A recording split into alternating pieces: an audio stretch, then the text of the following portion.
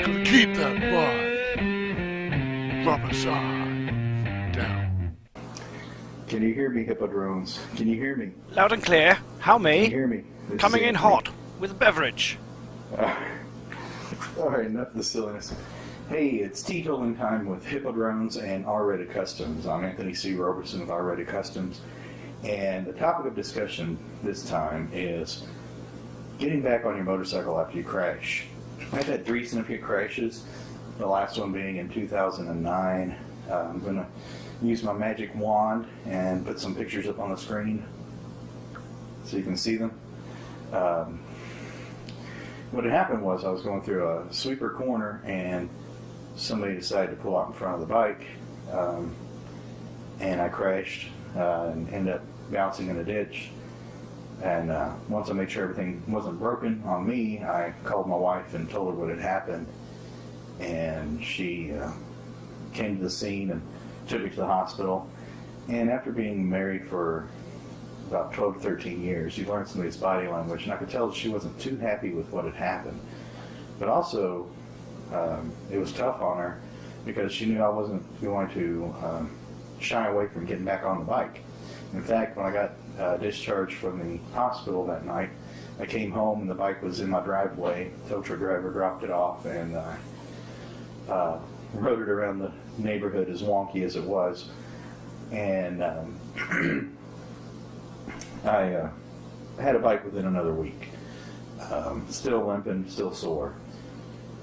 But for me, getting back on a bike after a major mishap like that is a challenge.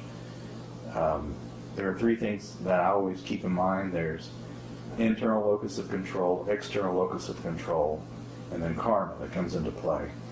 The internal locus of control was whenever I was getting ready to hit, instead of rear-ending the vehicle, going up the side of the vehicle, ending up in the ditch.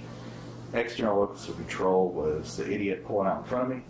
And karma was, you do good things, then good things will happen to you. If you do bad things will happen to you. So in the grand scheme of things, the crash could have been a whole lot worse, and it wasn't. So I need to ask you, Hippo-Drone, have you ever had a near miss or a spill on the bike, and how did you manage getting back on the bike? And how did your friends and family cope with it? Did they accept that that was part of you and that was just going to continue to happen, or did anybody try to talk you out of it? You know, I want to hear from you what you think. You are there, Anthony. That's kind of quite an interesting question. Coming off your bike is a big thing. It's traumatic to yourself and your friends and your family. So it is really quite difficult to work out what's the best course of action once you've hit the dirt. And a lot of it's psychological. Sometimes it's not your psychological thing that needs to be fixed, it's your friends or your families. First of all, I want to sort of talk about my family. My dad, he's absolutely fine with me and bikes. Always has been. Always encouraged me to learn and progress. And and that's just absolutely amazing. And my mum, when she was alive, although she didn't stop me, she didn't like it, but she knew it made me happy, so she was quite happy to support me while I did that. But I also think you can't wrap yourself in bubble wrap. There's lots of people who've died crossing the road, but all my family still cross the road, you know. It's controlled risk, and it's weighing up the odds of something going wrong versus the amount of enjoyment and life fulfillment you get out of doing these things. I have had a big accident. Like I said earlier, I've had several offs where I've ended up in hospital and what have you. But on my first track day, which was back in 2007, I believe, and on the last lap of the last session, I had a little bit of an off, and a high-sided coming out of a corner. But I did come down with a bit of a wallop, and I really recall quite vividly the motorcycle smacking into my back 3 times. And each time it hit me in the same place, and every time I thought, that's my back, that hurts, that's my back, that hurts. And because I knew I'd hurt my back, and I knew I'd hurt it quite badly, that also broken my pelvis. But other than that, I was alright. I was alright. I'd broken my back and my pelvis. So I was in a bit of a bad way, but I was in a safer place. I was off track, so I kind of felt a little bit okay then. Next thing I know, the trackside medics and stuff are with me, and did the wonderful job of cutting off my brand new kangaroo skin one-piece leathers. I'm going to put a couple of photos up, probably now and now, and now and now, depending on how many photos I can find of this. I distinctly remember as one of my friends who had to get held off and punch me in the face when I said it. I didn't have a back protector. I'd spent all my money on this fancy leather suit and didn't buy a back protector. And yeah, she raged at me. But a doctor, when I was going through all my appointments and stuff like that, he said riding a motorcycle is actually very good physiotherapy for you. It will strengthen your back up and your core muscles and stuff like that. Just make sure you don't ride anything too big or too heavy. And I assured him that my 1050cc speed triple, which was what I had at the time, was not too big or too heavy. And he was like, yeah, okay, you can ride that. So my friends, they were very, very good and very supportive of me. They could see I was itching to get back on the bike. I don't have that thing that stops you getting back on a bike. I don't have that thing that goes, this is stupid, stop doing it. That's a lie, actually. I did some skydiving a year and a bit ago, and I had a bad landing on one of them, and I'm like, that gave me a little bit of a mortality check. But riding on a mobile, I've never had it, never once.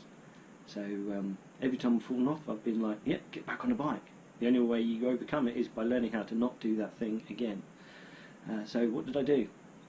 My friends wouldn't let me ride a motorbike until I was able to not just ride the bike, but get the bike out of the garage myself and also get it back in again at the end of the ride. As far as the brain in my head goes, I do know that I have this little trigger which says something's too much and you shouldn't do it again, because that's kind of what's happened with the parachuting.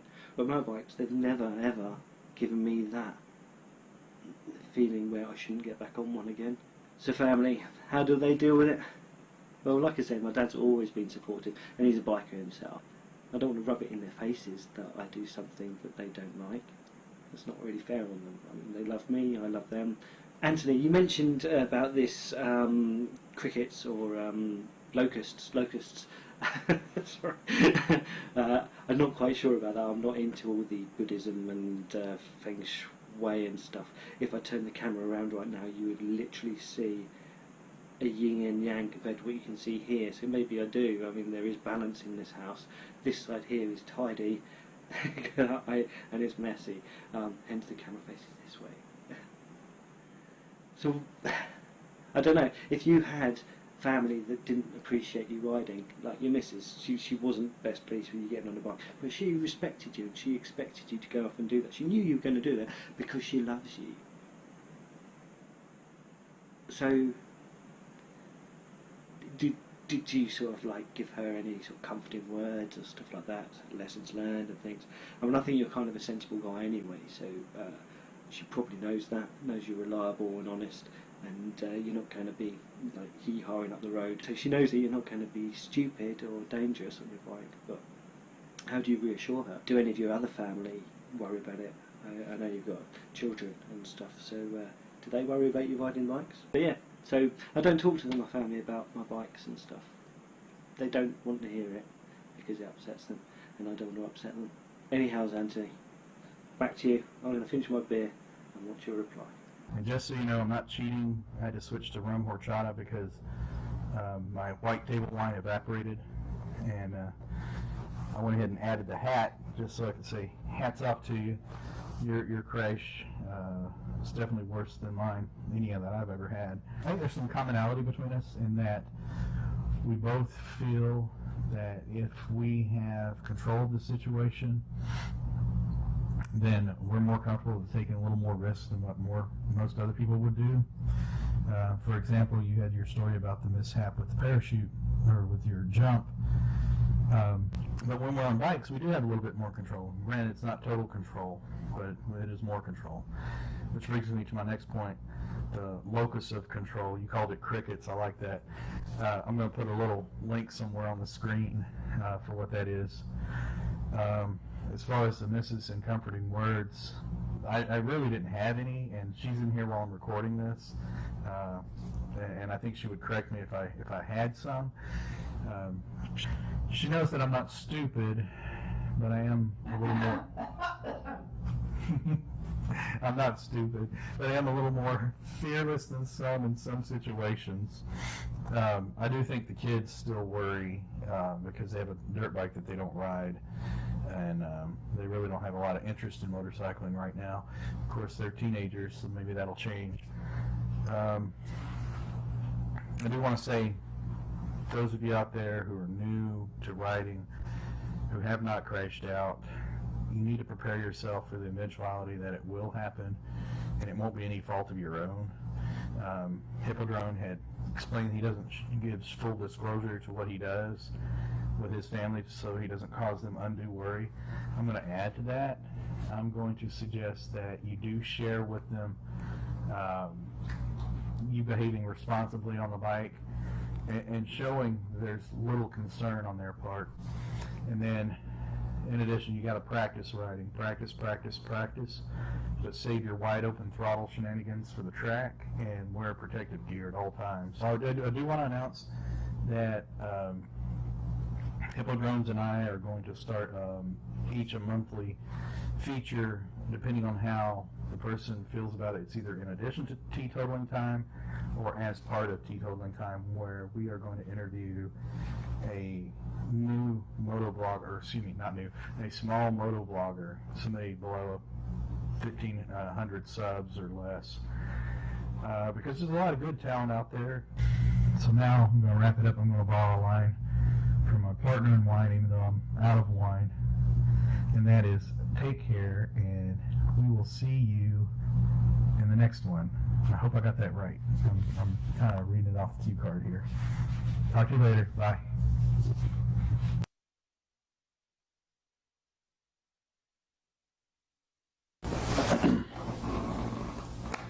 Anthony Roberson, end credits, take one.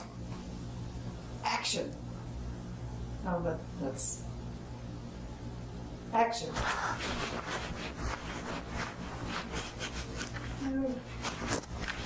What? You said action, right?